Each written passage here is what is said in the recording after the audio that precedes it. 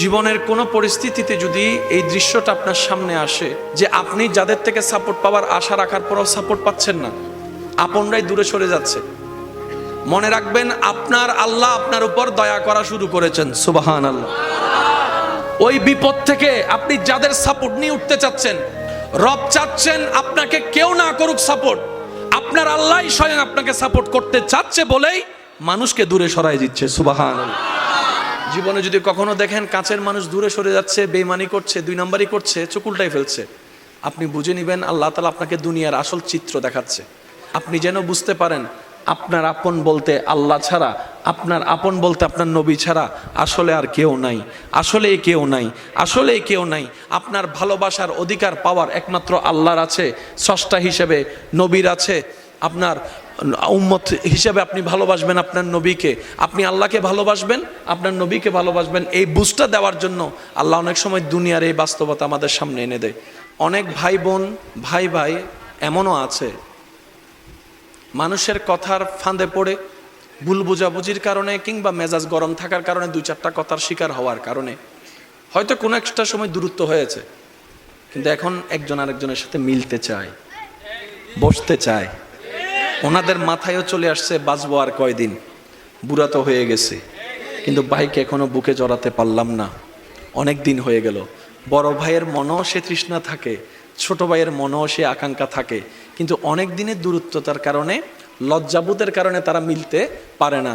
আমি আমার ভাইদেরকে, যুবক ভাইদেরকে অনুরোধ জানাবো, যদি এরকম কোনো ফ্যামিলি কন্ডিশন হয়, আপনারা যুবকরা মিলে, ভাইরা মিলে, চাস্তো ভাই জাত্তো ভাইরা মিলেই আপনারা উদ্যোগটা নেন, ভাই ভাইকে যেন জড়াই ধরতে পারে, ভুল বুঝাবুঝি যেন শেষ হয়ে যায়। কথা বলেন ঠিক কিনা? বান্দা বান্দাকে মিলানোর কাজ করবে, আল্লাহ সেটা দেখে গুনাহ মাফ করে দিবে।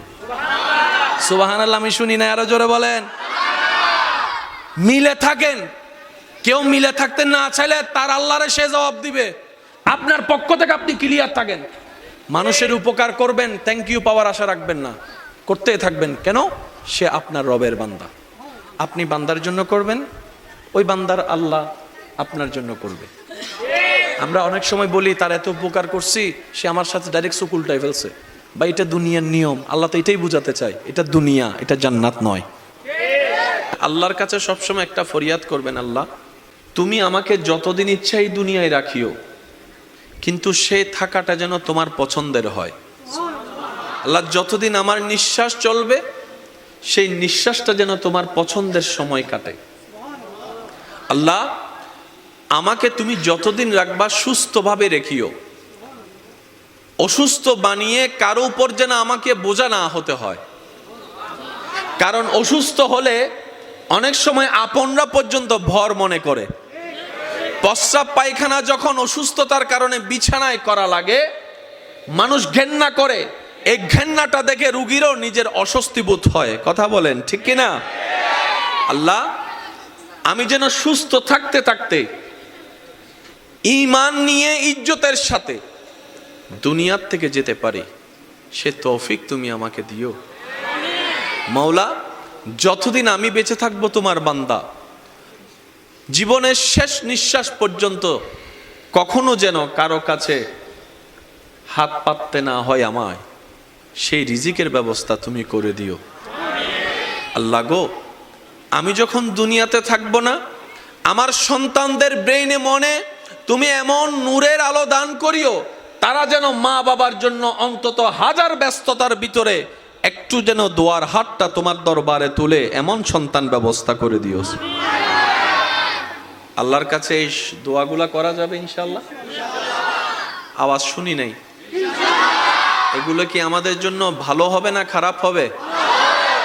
যত উত্তম দোয়া আছে, সবচাইতে উত্তম দোয়ার মধ্যে এগুলা অন্যতম উত্তম দোয়া। কি বলেন আপনারা? একমত আছেন তো সবাই? সবাই একমত আছেন তো?